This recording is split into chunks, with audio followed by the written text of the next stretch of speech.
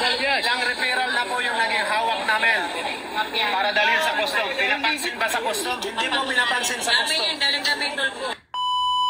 Lahat ng mga OFW sa buong mundo, huwag niyo iboto ang kandidato ng administrasyon. I-zero ninyo! Yes, correct ka, tatay.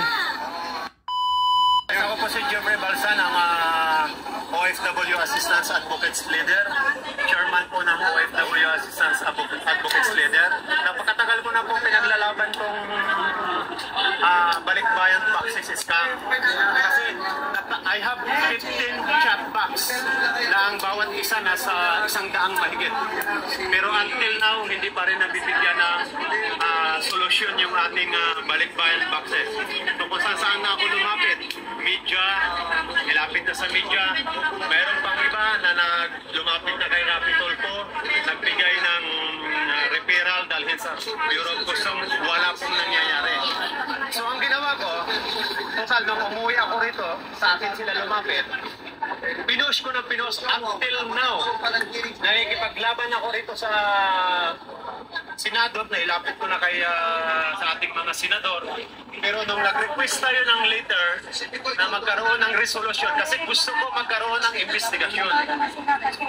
So, until now, wala pa rin investigasyon. Ang nangyari, naglabas ng resolution si Senator Lito Lapid. Sos, inutil na senador yan. Walang nangyayaring investigasyon. Bakit nga nasa Senado pa yan? Binuto pa yung Lito Lapid na yan. Pinasa na niya sa committee ni Rapitol po. Makita-kita ko nung mga nakapost sa TikTok, kaalyado pala ng BBM si Lito Lapid. Pero sir, may tanong ako. Anong panahon ni previous na President Rodrigo Duterte? Ang nangyayari pa? Takot sila eh. Takot sila. Alam mo, ito rin, gusto kong sabihin din ha. Sa 13 years ko sa OFW, nung naupo lang din si Tatay Duterte, doon ko lang na lasap na mahal kami ng bayang Pilipinas. Mahal na yes, tama ka, tatay. Correct. Kasi sa akin nung na-experience ko more than 12 years na rin ako OFW sa pagkabansa. Pero hindi ko naranasan yung ganito. Pag pinadala mo yung OFW box mo, legal naman yung pag-send mo, no? Tapos ititingga nila yan sa dapat ididemanda sila. Dapat sana. Kaya nga Ididemanda sila ng gusto ko magkaroon ng investigasyon. Kasi dyan sa investigasyon sa Senado, magkakaroon tayo ng code. So kailangan nakataas yung mga kamay natin. Bawal tayo magsinungaling. So hindi sila makakapagsinungaling kung nasaan na yung mga bagay. Kasi may hawak po ako, yung mga bagay po ng mga OFW is naibinta na. Ano na po nangyari ngayon? Wala na. Kaya nandito po ako ngayon, kasi tumawag ako ng Huwebes, pinapabalik nila ako sa legislative ni Rapitol po at sa legislative ni Lito Lapid para alamin ko kung kailan magkakaroon ng hearing. Yun lang po, kaya nandito po ako ngayon. So, yun lang po muna sasabihin ko. At panawagan ko kay sa ating mahal na Pangulong Duterte, sana po panahon na rin ang pagkakaisa natin at mabalik po kayo sa pwesto para sa aming mga OFW. Correct. Babalik ka, Tatay Digong. Doon po namin nalasap na mahal niyo po kaming mga OFW. Ngayon po, bilang OFW din. Doon yun nararamdaman sir yung pagka kung gaano ka makamasa si yes. Okay. Kagaya ng tanipala no? Sa airport kung panahon lang ng Pangulong Duterte. Oh, sige. Ang luminis ang airport. Na kami doon, obligado kami ipaparol ng plastic yung mga box namin. Ano ba meron sa Tanimbala sa airport? Ano ba yung anong eksena doon? Eksena, sinisiksikan nila ng bala kahit nakaparol yun ng plastic yung box mo.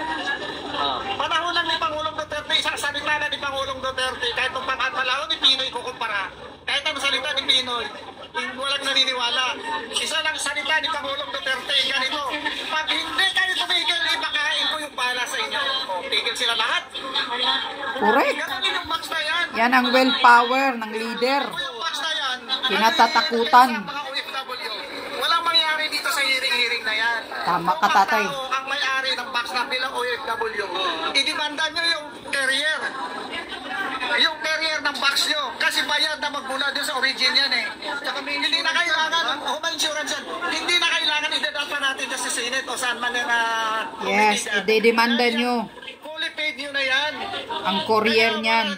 Kaya sila dyan sa Senado, alam naman natin trabaho nila. Meron pala kayong ganyan. Sila na dyan. May papakita lang ako sa inyo, ha? Legit. Papakita lang ako sa inyo. Ito, nagbigay na naman ang referral para dalhin sa custom. Yung referral na po yung naging hawak namin para dalhin sa custom. Pinapansin ba sa custom? Hindi po pinapansin sa custom. Rapi Tolpo referral, nagbigay-bigay pa, hindi pinapansin ng custom. Useless lang din ito. Sinasabi ko na sa inyo, useless lang yung referral na ano. Hindi kayo viral, hindi kayo papansinin yan. Kinakailangan muna mag-viral ang issue. Hindi nyo ba napapansin? Kinakailangan viral muna ang issue bago kayo papansinin. Hindi, kasi pangalawa na namin to. Nung Webis, pumunta kami. Pumunta kami ng custom. Ganun pa rin, pasa kami sa my cares ng custom. Sa my pair kami. Pinasa sa my cares. Tapos, pagdating namin, pinasa na namin kasi kami sa may sukat Paranaque. Saan yung baksakan ng cargo. Ngayon, nagpasa kami na itong mga papel namin lahat. Pinatrace namin. Trace nila, yung isa kanya, na-trace nandun sa Kaso, hindi nila ma-release yung mga box namin. Kasi, kapag hindi daw nagbabayad yung ng embassy na ng Kuwait, hindi nila i-release. Kasi mahigit 1 million na daw ang hindi nila nababayaran. Kaya parang abandon lahat ng box namin, hindi nila mapalabas. Grabe, ang dami nyo na palang paper. Mas isang taon na mahigit yung iba. Mama, ito tanong ako. Yes, Pag galing sa Kuwait ba, pag pinadala yun sa cargo carrier, hindi ba fully paid na yan? Fully paid na May po insurance kami. na yan? Oo, lahat. Wala silang karapatan harangin. Dapat i-release nila yan dahil yan ay magmula sa Kuwait. Bayad na lahat yan. Bayad nga, Kuya. Lumapit na sila kay Rapi Tolpo, Walang mangyayari dyan. Ang Kuwait, hindi nagbabayad. Ang cargo carrier doon, bigayin nyo. Kailangan mag-viral. Ito ha. Sige. Bigayin nyo. Yung carrier na yan sa Kuwait na nilapit ninyo sa istasyon niya. Hindi napapansin yan. Kailangan ma-read muna kayo, mag-viral muna kayo bago kayo papansin ng tao yan. Ito na, magbabiral na ako kayo. Ngayon, pag viral na sa issue, Yeah. sasakay na yan sila para marami na siyang followers. Makikita yan. That's what Ibig sabihin, Tama. yun ang tatak ng tulpo. Mga walang Eh, kwenta. basis talaga yan. Yung tatak Walang kwenta daw ang Tolpo. talaga ako sa Marami na ako na-encounter ng mga kalisor. Binota Gusto niya? tulpo daw silang Gusto maraming nila natutulungan. Sabi ko, examinin nyo naman na sarili nyo. Kailan? Yung totoong hero. Kunyari lang yun. Ano ma'am, ano? Kunyari lang yan, hindi totoo yun.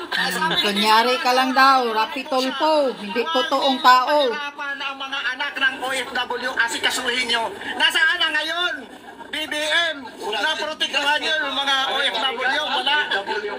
Oo, wala din pala. Yung pangako ni Rapi Tolpo na sa OFW, Wala din kwenta. Kaya mga kababayan natin sa 2025, tandaan nyo yung kandidato ng administrasyon, huwag nyo iboto. Yes, tama ka. Mangampanya kayo sa lahat ng OFW. Lahat ng mga OFW sa buong mundo, huwag nyo iboto ang kandidato ng administrasyon. I-zero ninyo. Yan. Thank you. I-zero Galit ninyo, si huwag tatay. kayong iboto. Oo. Sino ma'am, sino mo? Si Manny Pacquiao? Di ba na?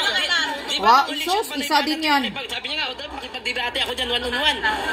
Kaya nga nakakapagod. Grabe ang politika talaga, no? Politika, grabe talaga. Kasi titingnan natin, ako po ay natatawa kay Manny Pacquiao. Meron na siyang FW, taga-dictate. Nakatagal na pala yan, hindi nila in-action. Sasabihin niya pa agad na, hinahinay lang po. Ibig sabihin, hinahinay lang. Dapat ibalik ko doon sa Kasi hindi ko maintindihan. Hindi ko maintindihan na sabi nila ko. Wala na nga po, hindi na po lang suporta. Tama. Walang kwenta yung Manny Pacquiao. Andoon na kay BBM din yan. Yung gago. Bakit na ibuto yan si Jingo Estrada? Bias yan. Hindi marunong mag. Interview, hindi marunong mag. Ano sa mga kabayan? Kapit sa mga kabayan. Hansang. Mas mabuti pa si Sir Morales. Kasi Sir Morales talagang marunong. Matalinong tao. Pero si Jingo, palibasat na kulong. Kamukha niya kulungan. Bagay siya doon sa kulungan. Jinggoy, bagay ka daw sa kulungan. Convicted ka, bumalik ka sa kulungan.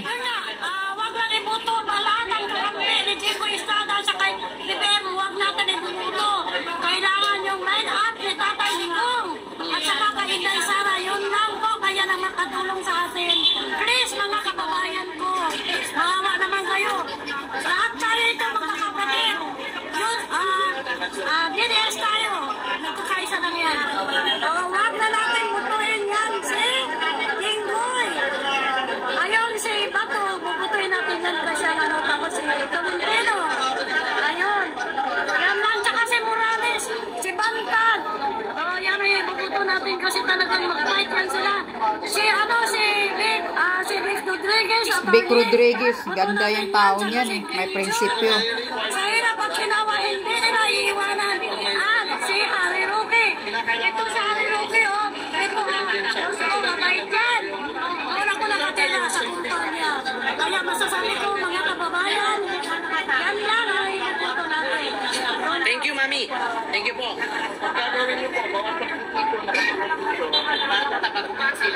Galit na galit yung siya ko. Sasama sila. Totoo naman eh.